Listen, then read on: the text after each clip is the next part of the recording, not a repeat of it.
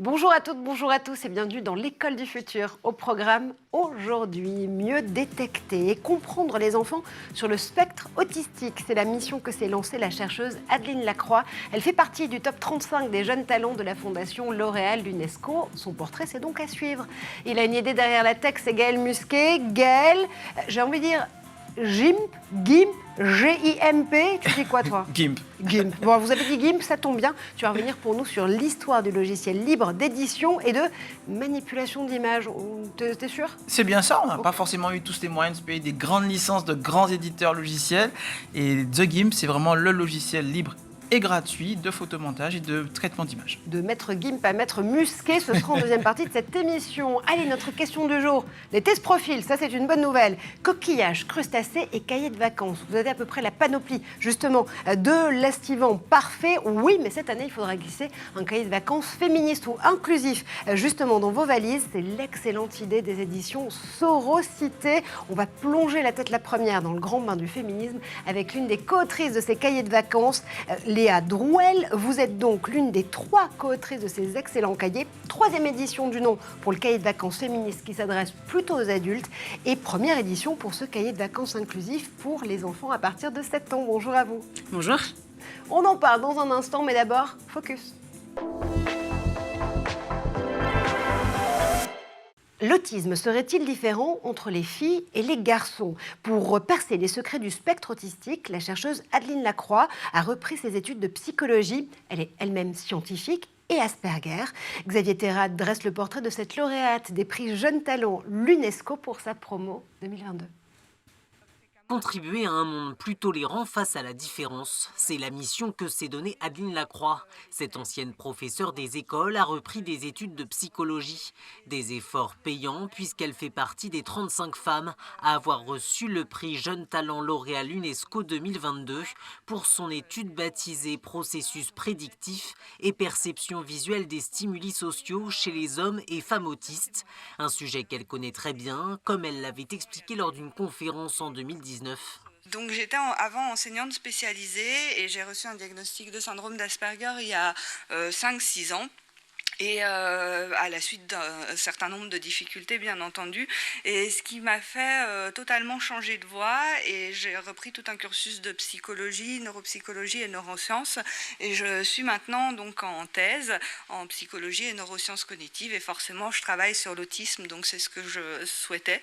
Un profil scientifique qu'elle avait longtemps mis de côté avant de s'y replonger. Les recherches d'Adeline Lacroix permettent notamment de mettre la lumière sur l'autisme chez les filles, qui existe également, même s'il semble moins répandu. Il semblerait aussi que le nombre de filles autistes ait longtemps été sous-évalué, notamment dans l'autisme sans déficience intellectuelle. À l'heure actuelle, en prenant en compte cette sous-évaluation, on estime que le sexe ratio serait d'environ 3 garçons pour une fille. Le travail de cette doctorante à l'université Grenoble-Alpes, au laboratoire de psychologie et neurocognition, est de rechercher s'il existe des spécificités chez les femmes autistes qui seraient différentes de celles des hommes. Les recherches tendent à montrer que la présentation de l'autisme chez les femmes pourrait être légèrement différente, voire un peu atténuée. Par exemple, leurs intérêts semblent parfois moins atypiques ou encore, elles peuvent montrer davantage de motivation sociale ou avoir des interactions sociales de meilleure qualité.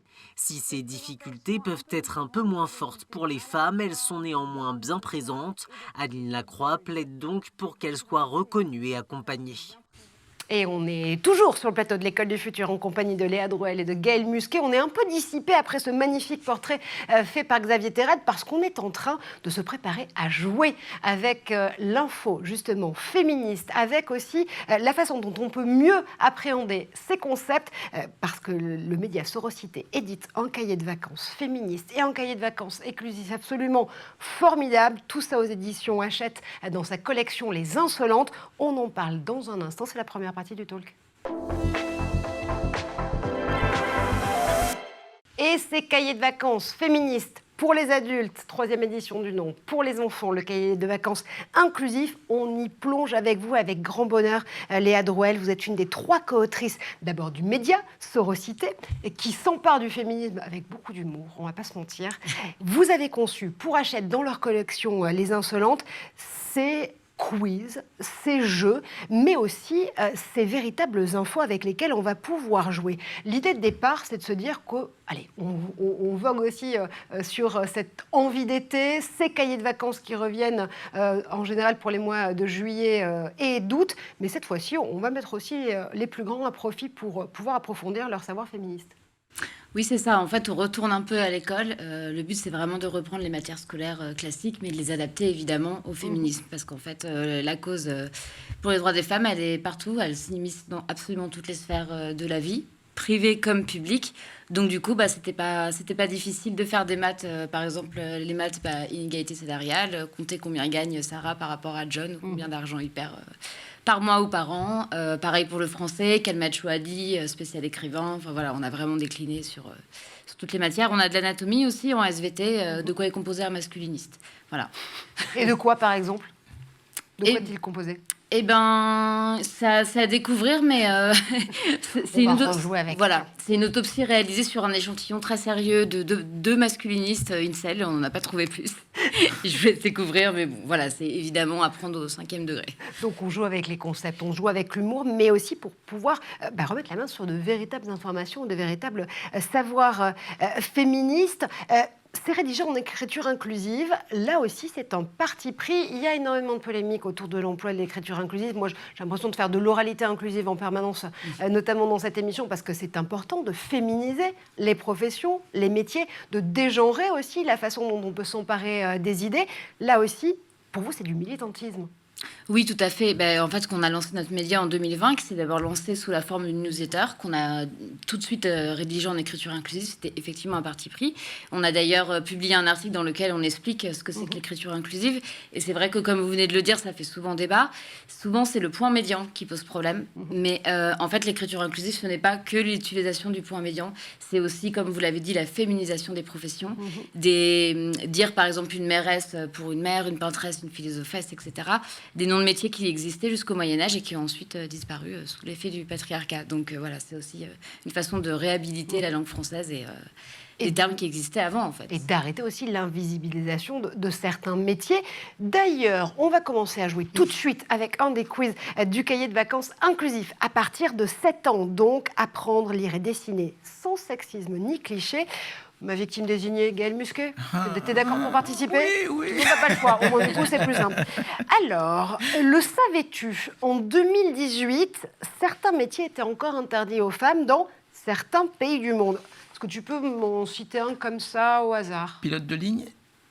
Eh bien non, il y a en effet des professions liées à la mobilité, mais ça va être conductrice de bus en Moldavie. C'était interdit en 2018. Une autre profession qu'on va d'ailleurs féminiser, en Russie par exemple, qu'est-ce qui pouvait être interdit en 2018? Sous-marinière? Sapeuse pompière, vous ne pouvez pas justement aller protéger des citoyens, des citoyennes du feu, par exemple. Aller dans les sous-marins. Tu peux. Alors, j'imagine que dans les sous-marins c'était compliqué aussi. Voilà, je ne vais pas vous refaire l'histoire du cours, mais en effet, ça devait être compliqué également. Au Japon, si on part au Japon, une profession comme ça qui te vient à l'esprit où tu dis c'est incontournable? Dans la gastronomie, vraiment, on est sympa, on donne plein. Cuisinière, mais cuisinière aussi, chef. Maître sushi. Ce métier était interdit aux femmes jusqu'en 2018 et on considère réellement dans la culture japonaise que les femmes ont des mains trop petites pour pouvoir confectionner les sushis. On en tombe de notre siège le sushi avec. C'est ça. C'est bien dit. Pour justement aller chercher toutes ces infos, vous êtes replongé dans l'actualité. C'est aussi une actualité que vous traitez de façon permanente avec Sororité. Bien sûr, oui, on est 3 journalistes, 4 journalistes à l'avoir confondé, donc c'est notre métier de toute façon à la base. Là, typiquement, pour les métiers qu'on cite en 2018, c'est une enquête qui est sortie qui justement listait tous les métiers interdits. Alors après, c'est pour savoir aujourd'hui s'ils sont encore autorisés, c'était un peu compliqué de vérifier dans tous les pays. C'est pour ça qu'on a gardé le chiffre chiffre, enfin, la date, pardon, de 2018. Voilà. Mais de toute façon, c'était il y a encore quelques années, donc voilà, se dire que ces métiers-là étaient interdits même il y a encore 5 ans, c'est fou, quoi. C'est complètement... Surtout quand on voit les raisons, comme celles que vous avez citées. Oui, sur un critère justement anatomique qui dit que les mains sont trop petites pour pouvoir confectionner des sushis, on se pose quand même certaines questions. C'est intéressant parce que, au-delà, encore une fois, du clin d'œil, au-delà de la forme de jeu humoristique et de quiz, ça nous permet aussi de remettre le doigt sur des véritables problématiques où on n'arrive pas à faire bouger certaines lignes. Ce plafond de verre, par exemple, sur les métiers, on n'arrive pas encore à le craquer partout. Oui, c'est vrai que ça dépend beaucoup des professions aussi, mais clairement, en tout cas, dans ce qui est les stéréotypes genrés dans les professions, on a encore beaucoup de professions qu'on associe à des femmes, qui sont souvent les professions du care et souvent les moins bien payées, d'aide à la personne. On va encore avoir beaucoup d'idées préconçues pour dire que les métiers qui font appel à l'empathie, aux soins de l'autre, justement, c'est des métiers féminins. Et des métiers plus agressifs, entre guillemets, politiques, avocats, etc., ça va être pour les hommes, parce que... argent derrière, lucratif, etc. Enfin, c'est bien évidemment des stéréotypes, mais qui sont encore bien ancrés malheureusement. Même s'il y a du progrès, on commence à évoluer là-dessus, mais... Ouais, ces stéréotypes sexistes, ils perdurent. On recevait il y a quelques semaines ici sur ce plateau Maxime Rewziaski, l'auteur du petit manuel de féminisme au quotidien chez Marabout. Et c'est une des questions qu'il traite aussi dans son propre ouvrage, où il va justement s'amuser à déconstruire les clichés sexistes sur certaines professions, certains métiers, les féminiser lui-même et finalement se mettre aussi dans la peau du machiste autour de la table et se dire, ok, si on inverse la proposition, si je niais le fait qu'un métier puisse être masculin et qu'il soit uniquement féminin, comment le prendriez-vous ? Le fait aussi d'inverser les rôles, d'inverser les perspectives, ça c'est efficace pour lutter contre ces clichés. Oui, tout à fait, c'est très pédagogique parce qu'effectivement, ça paraît tellement absurde si on inverse, comme vous l'avez dit, on peut prendre cet exemple pour infirmière alors qu'il y a des infirmiers, mais on sait que statistiquement il y en a moins. Donc d'ailleurs, on dit souvent profession infirmière alors que la plupart des autres métiers, on les masculinise parce que forcément le masculin l'emporte sur le féminin, n'est-ce pas ? Mais du coup, voilà, quand on dit infirmier, métier d'homme, etc., où il y a un exemple qui est encore plus édifiant, c'est celui des babysitters, des nourrices, etc. Et des sages-femmes aussi. Sages-femmes, alors sachant que sage-femme, en fait, le terme femme fait référence à la femme qui accouche et non à la personne qui exerce le métier. Mais il y a d'ailleurs un film qui est sorti récemment qui s'appelle Sage-Homme parce qu'ils ont renversé ça. Mais en tout cas, d'un point de vue pédagogique, c'est effectivement très efficace parce que si on présente ça à une femme, encore plus un homme, il va dire bah oui, c'est vrai que ça n'a aucun sens. Tout de suite, quand on inverse le genre, il y avait un film comme ça d'ailleurs, je me souviens plus du titre, mais qui est sorti sur Netflix en 2018. On cherchera sur notre moteur de recherche Open. Ouais, le titre m'échappe totalement, mais en gros, où c'est justement l'inversion, c'est avec Vincent Elbaz qui se cogne, donc c'est un peu le macho, le machiste de base, et qui se cogne contre un poteau au Père Lachaise. Et quand il se réveille, il ouvre les yeux, il voit la pancarte, il y a écrit Mère Lachaise. En fait, il est tombé dans une société, dans un univers parallèle, une société matriarcale, où en fait c'est tous les clichés qui sont inversés. Donc la société, elle est pas mieux parce que les inégalités sont toujours aussi énormes, mais c'est les hommes qui deviennent les opprimés. Et mon producteur féministe préféré me glisse à l'oreillette que la fiction s'appelle Je ne suis pas un homme facile. Voilà, je crois que c'était sur une plateforme notamment sur de partage de contenu qui commence par un N et finit par un X. Cette problématique de la façon dont on peut trop genrer un métier, dont on essaie aussi de féminiser les filières. On la vit tous les jours ensemble, notamment du côté de la tech. Gaëlle, c'est aussi une des questions prépondérantes du moment en matière de cyber. Tout à fait. On a un déficit de femmes dans ces filières. On en a besoin, pas pour être politiquement correct, tout simplement parce qu'on a besoin de diversité de genre, culturel, social, ethnique, qui permettent d'attaquer, ou en tout cas de se protéger de toutes les manières possibles, parce que les vulnérabilités, malheureusement, elles viennent de tous les horizons.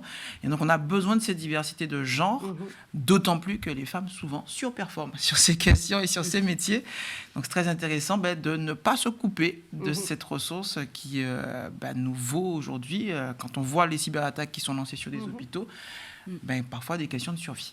Le hacker était donc une hackeuse en réalité. Et c'est important parce que l'Observatoire des Nations Unies vient de publier un nouveau chiffre qui explique que 75% des métiers de 2050 seront liés justement aux sciences, aux technologies, au numérique. On dit souvent aussi pareil, dans l'écosystème numérique, on ne peut pas se couper de 50% de l'humanité, non seulement en matière de talent, mais aussi en matière de conception des technologies. C'est pareil pour l'ensemble des champs que vous couvrez, Léa, avec Sorocité, se dire qu'on ne peut pas finalement voir le monde avec uniquement des lunettes masculinistes. Oui, tout à fait. Il vaut mieux, c'est franchement pas conseillé. Mais c'est vrai que ces lunettes-là, les lunettes féministes, au contraire, une fois qu'on les met, c'est impossible de. Il y a généralement pas de retour en arrière. C'est-à-dire que c'est comme ce que je disais tout à l'heure, ça s'illustre tellement dans tous les prismes de la vie, le privé, l'intime comme le public, que oui, forcément, tout est sujet à, en fait, des toilettes publiques mixtes, au rapport au corps, au travail, aux inégalités salariales, aux violences sexistes et sexuelles. L'éventail est très très large. Pour vous, aujourd'hui, quelle est la question prépondérante dont il faut s'emparer en matière, justement, d'information féministe? S'il y avait un combat à choisir, alors je sais, c'est un crève-cœur absolu, parce qu'il y a tellement de questions à pouvoir porter sur le devant de la scène. S'il y avait un combat primordial, ce serait lequel? Pour moi, le plus important, le plus urgent, parce que le plus grave, c'est les violences faites aux femmes, bien évidemment. Après, c'est vrai que tous les combats sont importants, mais tout ce qui est violences faites aux femmes, ça serait vraiment le premier, effectivement, et inégalité économique aussi, parce que les deux sont étroitement liés, en fait. On rappelle qu'encore aujourd'hui, 6 femmes sur 10 se font siffler dans la rue, sont victimes d'actes attribués à des violences sexuelles et sexistes, et que le dernier rapport, notamment du comité de parité et d'éthique, était assez alarmant en matière d'appropriation des clichés sexistes et sexuels. Là aussi, on se dit que le sujet est de plus en plus traité, c'est une bonne chose, mais parfois, on n'arrive pas à passer au-delà de la polémique. Comment faire pour aussi envisager des débats sur le féminisme, un féminisme version 2023, je ne sais pas comment il faut l'appeler, mais peut-être apaisé. Est-ce qu'on peut être apaisé quand on porte un combat féministe, ou est-ce que c'est une illusion de ma part? Alors, on peut totalement être apaisé, mais je pense qu'il faut bien choisir les personnes avec qui on débat. C'est-à-dire des personnes un minimum ouvertes. Qu'elles ne soient pas déconstruites, qu'elles ne soient pas au fait de plein de choses, c'est pas un problème, mais encore faut-il qu'elles aient cette volonté de débattre, d'en parler et d'apprendre. Donc, toutes les polémiques, si une personne est là uniquement pour polémiquer, je pense que là, ça va être compliqué d'être apaisé. En revanche, si on veut débattre avec quelqu'un du genre opposé qui va nous dire moi je sais plus ce que je dois dire, je sais plus ce que je dois faire, j'ai l'impression de tout faire mal, j'ai l'impression de plus pouvoir, on entend souvent ça, j'ai l'impression de plus pouvoir rien dire parce que je vais forcément faire un pas de travers et tu vas pas me rater et vous êtes la police du féminisme, etc. Ça, en fait, si c'est dit de bonne foi, donc évidemment pas vous êtes la police du féminisme, mais en gros, c'est dit, voilà, je suis perdue, je ne sais plus comment faire. Si cette personne est dans une posture d'écoute et une volonté d'apprentissage, là, le débat, la discussion va être possible. Et ça passe encore mieux avec de l'humour, parce qu'effectivement, ça fait déculpabiliser. Moi, ce que j'aime bien rappeler, c'est qu'en fait, parfois, je vais parler de choses dans les articles qu'on écrit, etc., ou même dans une discussion entre amis. Mais je vais le préciser, tu sais, moi, ce que je t'explique là, je l'ai appris il y a 1 an, 2 mois, 3 mois. On a tous besoin de se déconstruire. Il faut savoir quand même que les clichés genrés, ils apparaissent, selon les études sociologiques, dès l'âge de 2 ou 3 ans.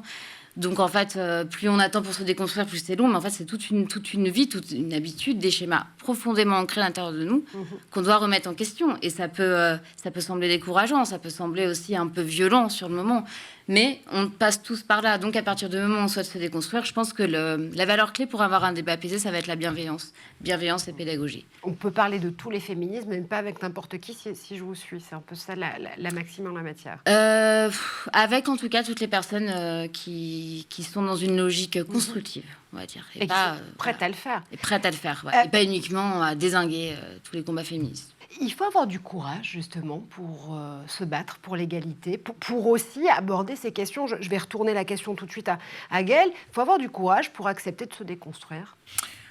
Oui, parce que on est construit culturellement, par aussi des religions, par des convictions sociales, une éducation. Et donc, effectivement, moi, pour avoir régulièrement de jeunes enfants de maternelle dans l'observatoire, là, je prépare de Vernon. Je prépare une petite exposition tout autour de l'observatoire pour qu'ils voient ces femmes astronomes qui ont construit, qui ont fait de cette discipline une discipline d'excellence. C'est la mère de toutes les sciences aujourd'hui, l'astronomie, parce que ces enfants, parfois, ont pour réflexe de dire aux petites filles qui sont à côté d'eux que ce métier n'est pas pour elles, alors qu'elles ont construit cette science, cette discipline. Donc c'est important aussi pour moi, en tant que papa et en tant qu'adulte aussi, de pouvoir montrer à ces jeunes enfants que dans leur construction de ce qu'ils sont, en tant que filles, en tant que garçons, ces métiers ont historiquement aussi bénéficié grandement, et malheureusement pas assez dit, grandement de la force et de l'opiniâtreté de femmes. Que des hackers féministes, j'allais dire hommes féministes, mais je le hackerais, défendent justement aussi ces rôles modèles, les mettent en avant. C'est important parce que ça nous rappelle que ces cahiers de vacances, ok, ils s'adressent aux plus féministes d'entre nous parce qu'on en rit aussi, mais ça s'adresse aussi à ceux et celles qui voudraient être alliés de ces combats. Oui, tout à fait. Bien sûr, on ne s'adresse pas uniquement aux gens féministes. Enfin, en fait, on s'adresse à tout le monde, à tous ceux qui voudront nous lire. Mais effectivement, on a même fait à la fin du cahier adulte un guide pour mettre un pied dans le féminisme, justement, où on rappelle un peu. Alors, il est loin d'être exhaustif, évidemment, mais on va rappeler les principaux courants, les vagues, les mots, les principaux combats aujourd'hui. Voilà, donc non, bien sûr, on s'adresse à tout le monde parce que plus on est, mieux c'est dans ce combat. Donc les alliés sont les bienvenus, effectivement. Les alliés sont les bienvenus. On va continuer justement, à les faire venir dans la deuxième partie de cette émission. On va jouer à nouveau avec les quiz et avec les infos très pertinentes de ces cahiers de vacances féministes et inclusifs édités par l'excellent média Sorocité pour Hachette. Mais d'abord, on fait un tour du côté de la planète tech. Et c'est le zap du très féministe Édouard Deniau.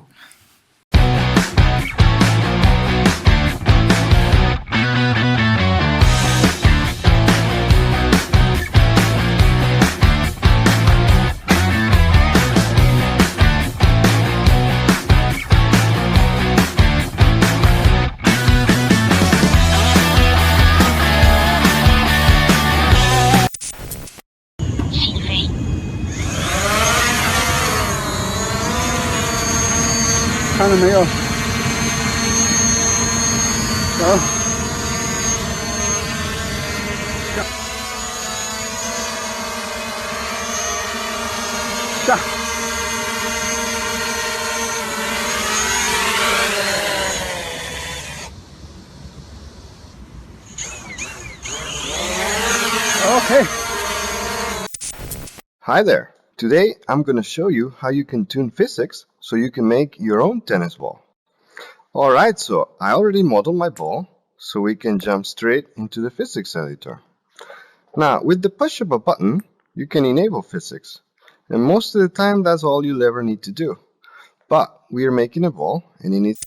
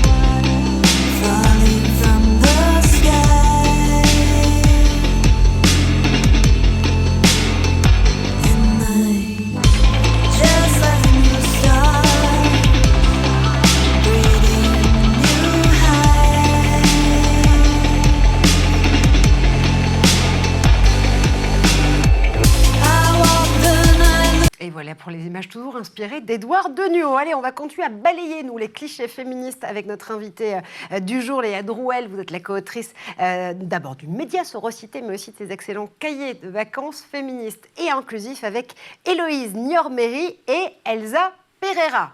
On continue à jouer dans un instant, ça c'est promis, mais d'abord, Gaël Musquet a une idée derrière la tech. Et Gaël, on va parler d'une star du logiciel libre. Oui, mais qui permet aussi de manipuler les images. Il s'appelle GIMP, Maître GIMP. Oui, je crois que c'est le premier... c'est le premier logiciel dont j'ai entendu parler après GNU Linux.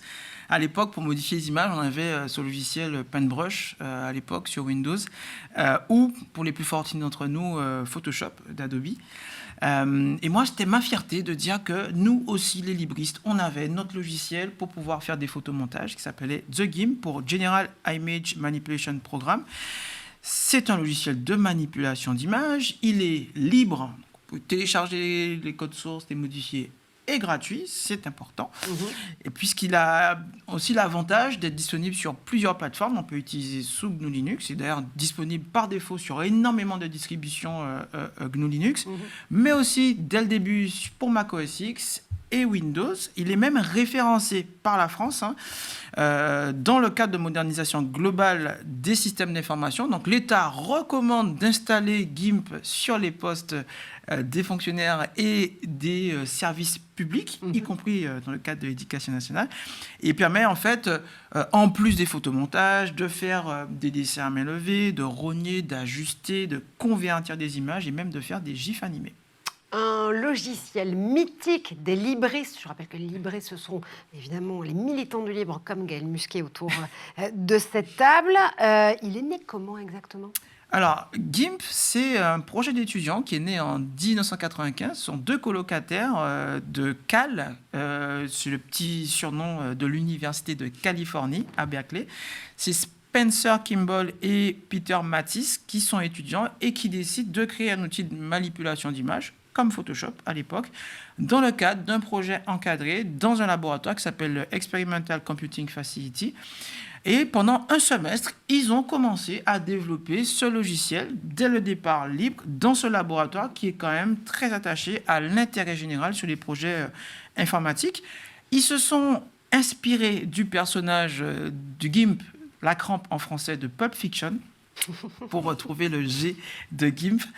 Et il y a peu, ce logiciel, à l'époque, il y avait très peu de logiciels de traitement d'image. Il est devenu très rapidement un logiciel incontournable. Il a été complété par ce qu'on appelle des greffons, donc des plugins qui vont pouvoir permettre d'améliorer les capacités et les fonctionnalités du logiciel.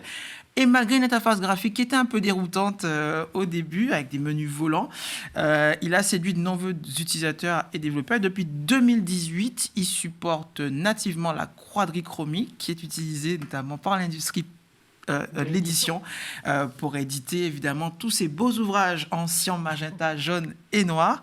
Et donc, grâce à ce logiciel libre, mais aussi au greffon et ses capacités d'automatisation, on a énormément de langages aujourd'hui qui sont supportés, comme Python, Perl, Gil, pour pouvoir automatiser le traitement d'images et l'édition. Ça a l'air très complet, dit comme ça. Est-ce qu'il peut vraiment entrer en compétition avec tous les autres logiciels de retouche photo aujourd'hui présents sur le marché ? Alors, c'est vrai qu'il y a une force de frappe des grands éditeurs qui ont mis beaucoup d'argent, qui changent d'ailleurs de modèle aujourd'hui avec beaucoup de versions web. C'est les mêmes éditeurs qui pensent porter plainte aujourd'hui, en projet de porter plainte pour des utilisateurs qui utiliseraient de vieilles versions de leur logiciel. Enfin, on marche parfois un peu sur la tête. J'avoue, c'est quand même assez osé. Donc, avec de telles politiques commerciales... On a payé les licences, mais on se fait quand même rattraper par la patrouille. Voilà. On va avoir de beaux jours pour GIMP avec des stratégies commerciales comme celle-là. Néanmoins, GIMP est connu pour autre chose, pour GTK, pour GIMP Toolkit, parce que l'influence de GIMP dépasse bien largement l'édition d'images. C'est tout un ensemble de bibliothèques logicielles qui permettent de réaliser des interfaces graphiques. En fait, grâce à ces interfaces graphiques, grâce à ces bibliothèques, aujourd'hui, un développeur qui veut créer un logiciel, une interface graphique, il peut le faire beaucoup plus rapidement et beaucoup plus simplement et dans son langage d'origine. GIMP, c'est un logiciel qui, dès le début, a été prévu pour être multiplateforme. Donc, un développeur qui veut développer un logiciel qui fonctionne à la fois sous Windows, sous GNU Linux, Mac OS X, Android ou iOS, peut le faire, même sur les BSD, peut le faire nativement grâce à GTK. Et comme ça, avoir son logiciel qui fonctionne sur toutes les plateformes sans avoir à chaque fois à réinventer la roue sur chacune des plateformes. Et GTK aujourd'hui supporte même les accélérations matérielles, ce qui permet de réduire la consommation d'énergie, transition énergétique oblige, évidemment des appareils mobiles, de pouvoir afficher aussi des photos et des vidéos sans ralentissement, donc de vraiment profiter nativement des accélérations de ces différents matériels que l'on a dans nos mains. Donc, en résumé, longue vie au projet étudiant, comme Vidéolan, qui est le logiciel le plus utilisé, le plus téléchargé en France. On a de superbes opportunités professionnelles, mais aussi culturelles grâce à ces projets étudiants. Longue vie donc à GIMP. Et pour rappel, ces deux fondateurs de GIMP sont deux salariés émérites de Google, puisqu'ils sont à l'origine du système de fichiers Colossus qui a bâti et a assis d'ailleurs la puissance de calcul de Google. Des logiciels projet étudiant aux stars de l'Open sapé comme jamais. Merci Gaël Musquet pour ton éclairage. Je vous rappelle que vous avez besoin des conseils de Gaël Musquet. Pourquoi ? Parce que vous allez passer votre brevet de compétences numériques. Ça s'appelle PIX. Évidemment, si vous êtes au collège et au lycée, c'est donc très important d'avoir quelques ressources et quelques refs dispensés par notre hacker éthique préféré. Dans un instant, on continue notre discussion sur le féminisme. Oui, ça s'apprend, mais ça peut aussi s'apprendre avec beaucoup d'humour. Vous allez le voir, on continue à égrener nos cahiers de vacances féministes et inclusifs. C'est le talk, deuxième partie. Et on plonge avec bonheur dans ces cahiers de vacances inclusifs, féministes, qui sont en librairie depuis la mi-mai et qui vont peut-être vous suivre dans vos valises pour cet été. Vous êtes la co-autrice Léa Drouel, vous êtes également co-autrice du média Sororité et vous avez allié vos forces aux autres justement journalistes de votre rédaction, Héloïse Niorméry et Elsa Pereira, pour éditer la 3e version des cahiers de vacances féministes et la toute première de ces cahiers inclusif. Pourquoi c'était important pour vous, après justement avoir eu ce galop d'essai absolument formidable sur la version adulte, le ramener à hauteur d'enfant dès 7 ans ? Parce que je pense que le féminisme s'apprend dès le plus jeune âge. Alors, on appelait ça inclusif parce que, évidemment, ça va pas être la même ligne éditoriale que l'adulte parce qu'on va pas exactement avoir les mêmes propos. Là, pour la version enfant, donc qui est accessible dès 7 ans, le but, ça va vraiment être d'apprendre sans sexisme ni cliché. Donc, en fait, ça veut dire le plus possible... s'émanciper un peu de toutes ces représentations encore très genrées qu'on va avoir par exemple dans les manuels scolaires. C'est très important pour la représentation des métiers notamment. Les petites filles, tout comme même les petits garçons, ont besoin de voir, surtout les petites filles évidemment, que le métier de scientifique par exemple, elles ont besoin de référentes, donc de voir que des femmes scientifiques exercent le métier, par exemple astronaute. Elles vont s'identifier en disant qu'est-ce que tu veux faire plus tard, astronaute, parce que j'ai vu une femme astronaute et du coup je sais que c'est possible. Et on va citer Sophie Adno côté France, on va citer Mae Jemison aussi côté NASA et côté États-Unis par exemple pour ces rôles modèles de l'astronomie. Tout à fait. Et s'il n'y avait que des hommes à exercer ce métier, pour les petites filles, ce serait plus difficile. Elles n'y penseraient même pas, en fait, parce que ne voyant que des hommes et étant une petite fille, étant des petites filles, elles vont se dire, oui, je vais aller vers des métiers où j'ai vu des femmes adultes le faire, ça ne me correspond pas. Il y a aussi cet exemple, alors c'est pas pour les métiers, mais c'est pour les matières scolaires, des mathématiques. Ouais. Souvent, les études montrent que les petites filles s'estiment moins fortes que les petits garçons en maths. On voit ça dès l'âge de 7 ou 8 ans, je crois. Sauf qu'en fait, c'est l'inverse. C'est l'inverse. Les résultats démontrent que les petites filles, que les filles et ensuite les femmes ont des meilleurs résultats, mais par représentation culturelle, encore une fois, elles se mettent... Et une forme d'autocensure aussi, qu'on décrypte beaucoup dans cette émission. Les biais, justement, qui arrivent dès le plus jeune âge sur le choix des carrières scientifiques et même des options mathématiques pour les filles à l'école, c'est littéralement... un problème sur lequel on travaille ici beaucoup avec l'ensemble de nos invités. Je reviens justement à ces cahiers parce que j'ai envie qu'on joue. Ça te dit ou pas ? Je repars du côté de ma victime désignée. Parce que Léa l'a écrit, donc elle connaît déjà très bien. Et moi, je vais me faire beaucoup de plaisir à essayer de te faire trouver le nom de ces écrivains, évidemment masculins, qui ont dit des choses assez déroutantes sur les femmes. Moi, je les lis pas. Ça s'appelle Peut-être que tu l'as lu sans le savoir. Tu les as peut-être lus sans le savoir d'ailleurs. Moi, en l'occurrence, j'en ai lu plusieurs sans savoir qu'ils avaient pu écrire ou commettre ces phrases sur les femmes.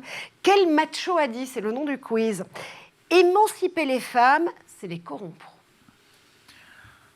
Oula, moi, j'ai pas lu ces gens-là, moi. Et pourtant, tu as été obligé de le lire à l'école, en l'occurrence. Donc, Baudelaire, Camus. C'est Honoré de Balzac dans La peau de chagrin en 1831. Désolé. On a vraiment pris des références classiques pour justement exprès que la plupart ont lu au moins à l'école. Le but étant de choquer un peu aussi. Absolument. Sur alors, justement, on nous apprend à l'école. Un auteur plus contemporain, peut-être un peu coutumier du fait, je ne sais pas, je cite « Je ne supporte pas les écrivaines, c'est physique, j'attrape une éruption dès que je lis ce terme immonde ». On parle bien du métier de la féminisation du mot, en l'occurrence. Est-ce qu'il a fait du judo ? Est-ce qu'il a fait du judo ? Non, je crois pas. Ou alors c'est moi qui n'ai pas la ref ? Champion de judo, mais bon, c'est pas Ah grave. J'ai pas envie d'avoir des problèmes moi, en sortant du plateau. On est sur des écrivains exclusivement. Ok. Oui, il a été publicitaire aussi. Ah oui, mais...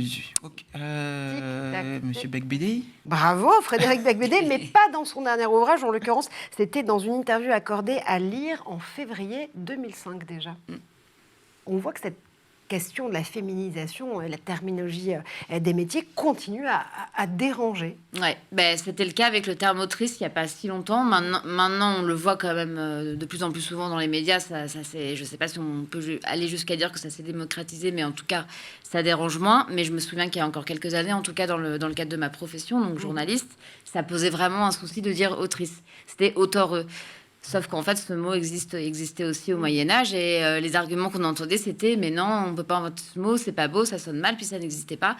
Bah si, en fait, ça existe depuis longtemps, c'est juste qu'entre-temps, on l'avait un peu Voilà. excusé. Il fallait juste se replonger dans ces livres d'histoire pour pouvoir le découvrir à nouveau. Là aussi, ce qui est intéressant avec ces cahiers, c'est qu'encore une fois, on rit, on joue beaucoup et on apprend en même temps, mais ça nous donne aussi une idée des formes dont on peut se saisir pour pouvoir progresser sur le chemin du féminisme, de ces concepts, des informations aussi à pouvoir retenir.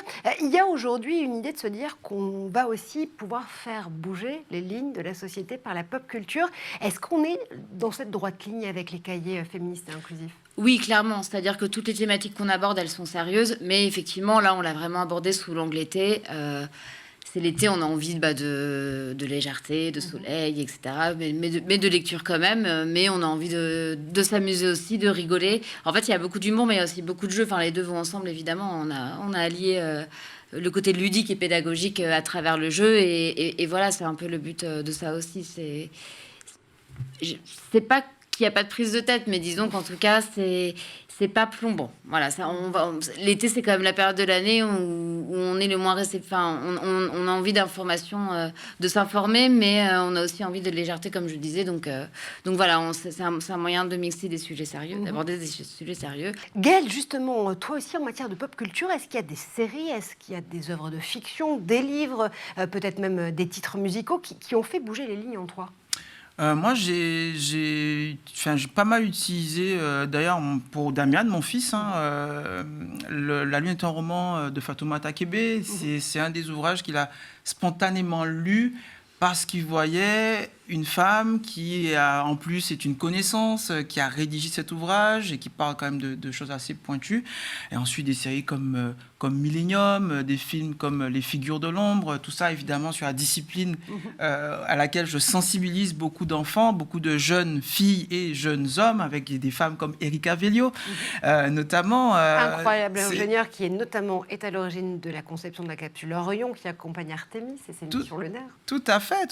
Et c'est important pour moi, au-delà de ces films, de ces ouvrages, de montrer que, à la fois moi en tant qu'homme, en tant que papa, qu'on peut incarner et avoir des relations tout à fait saines et ouvertes avec ces femmes avec lesquelles je travaille, que ces hommes, que ces jeunes garçons me voient aussi avec ces femmes travailler en bonne intelligence, mais aussi que ces filles et que ces garçons voient des femmes au travail. Je me souviendrai toujours de la phrase de ma fille quand elle a vu des femmes en armes à l'escadre aérienne de commandement et de conduite projetable sur la base aérienne 105 à Évreux.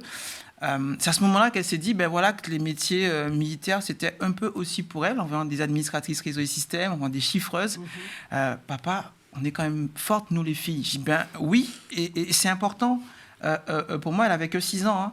Que ces filles voient plus de femmes, évidemment, au travail, dans tous les métiers possibles et imaginables. Le quiz en témoignait d'ailleurs tout à l'heure. Elle avait que 6 ans à l'époque. Aujourd'hui, je peux vous dire qu'elle en a un petit peu plus et qu'elle mène littéralement son frère par le bout du nez. Je me permets je confirme, c'est une très bonne ingénieure sociale. Léa, c'est un peu mon rôle modèle à moi, voyez-vous, en ce moment. C'est intéressant aussi parce que ça nous permet là aussi de pouvoir s'emparer de plusieurs disciplines, de plusieurs matières pour pouvoir faire avancer justement cette meilleure compréhension du féminisme ou des féminismes. On le disait tout à l'heure, on peut aussi envisager cette matière au pluriel parce qu'il va falloir pouvoir aller chercher toutes les composantes pour là aussi faire avancer le dialogue, vivre un féminisme apaisé et pouvoir aussi y incorporer des alliés. Oui, sachant qu'effectivement, on dit souvent le féminisme, un féminisme. Il y a évidemment au sein de ce grand mouvement, de cette grande cause, beaucoup de courants féministes qui sont pas toujours d'accord les uns entre eux. Enfin, les féministes sont pas toujours d'accord entre elles. Après, moi, je pense que le plus important, pour en revenir à cette notion d'apaisement, c'est aussi que de laisser de la place à chacun de ces mouvements, à chacune et chacun de s'exprimer sur ces combats, et surtout aussi de pas entre nous, entre féministes, s'emparer des causes de l'autre. Par exemple, si une femme racisée va parler à la fois des oppressions racistes et misogynes qu'elle subisse, bah, ça va être à elle d'en parler, et non pas à des femmes blanches qui vont pas être confrontées au racisme comme elle l'est. Donc voilà, c'est une question de trouver sa place. Et, être allié, mais pas porte-parole à la place de l'autre, si je vous entends bien. On va aussi se dire qu'il n'y a pas que chez les humains qu'on peut être féministe. Il y a aussi dans le monde des animaux où il y a des comportements qui sont absolument prodigieux. C'est dans le cahier de vacances inclusif à partir de 7 ans. Je ne résiste au plaisir de vous faire vivre ce quiz. Ça s'appelle Animaland. Chez les humains, c'est presque toujours la maman qui va porter l'enfant dans son ventre. En France, c'est le papa ou l'autre conjoint qui bénéficie d'un congé moins long pour s'occuper de l'enfant après ses naissances. Mais c'est chez certains animaux, ces tâches-là sont réparties totalement autrement. Est-ce que tu peux me citer un animal ? Oui, il le peut. Vas-y, tu peux le faire. Ça, je savais. L'hippocampe. Oui, l'hippocampe. Voilà. Chez l'hippocampe, ce sont les papas qui sont enceints. Chez les hippocampes, la femelle va déposer les œufs dans la poche du ventre du mâle. Je ne veux même pas savoir. Non, je ne veux pas savoir. Je ne le dis pas. Ensuite, c'est le mâle qui va porter les bébés et qui va les mettre au monde. Il y a aussi un comportement similaire chez le manchot empereur. C'est le mâle manchot empereur qui va se saisir des œufs. Pas la rêve, c'est pas tropical, ça. Non, pas du tout, c'est pas tropical. C'est le mâle manchot empereur qui va se saisir des œufs et qui va les porter bien au chaud sous son ventre pendant de longues semaines. Et ensuite, la garde des œufs, ça je trouve ça formidable, se fait en alternance de manière équitable entre les deux parents. Autre répartition des tâches absolument spectaculaire, c'est chez les douroucoulis. Ce sont des petits singes nocturnes, des petits lémuriens nocturnes. Ce sont les papas qui vont s'occuper des petits. La femelle va donner la tétée, ok, mais le mâle, lui, va devoir transporter, il va jouer le papa taxi, les petits douroucoulis. Et en matière d'éducation, de nourriture et de toilettage, eh bien, les tâches sont également réparties. Est-ce qu'on ne ferait pas mieux de regarder de plus près de temps en temps ce qui se passe dans le règne animal pour s'en inspirer? En tout cas, chez ces animaux-là, oui, clairement, on peut s'en inspirer. Après, ça montre surtout que les inégalités parentales, en tout cas chez les humains, sont bien plus socialement construites et culturelles que biologiques et naturelles, comme parfois on essaie de nous faire croire. Léa, s'il fallait encore un argument pour nous convaincre de plonger avec vous et avec l'équipe du Média Sororité dans les cahiers féministes inclusifs, ce serait lequel ? Je pense que si vous n'avez pas de lecture mais que vous voulez quand même apprendre quelque chose, prenez-le. Non, si vous avez envie de rire et de sensibiliser votre entourage. Voilà, si vous voulez pour un été garanti sans patriarcat, apportez le cahier et transmettez-le au bord de la piscine, sur la plage, si jamais vous le patriarcat vous suit quand même, malheureusement. Laissez traîner. Voilà, nonchalamment sur une table, sous la serviette de plage comme ça, siège de voiture. Les conseils de Gaël Musquet, toujours opportun. Mais oui, il faut tout hacker. Mais tu as bien raison. Hackons le féminisme et justement laissons se propager ces excellentes informations de ces cahiers de vacances. Merci Léa d'avoir fait un tour sur le plateau de l'École du Futur pour nous parler à la fois de ces ouvrages et du Média Sororité. On vous retrouve évidemment avec vos co-autrices tout au long de l'année pour traiter ces infos. Merci comme toujours à Gaël Musquet et nous on se retrouve très bientôt pour d'autres aventures dans l'École du Futur.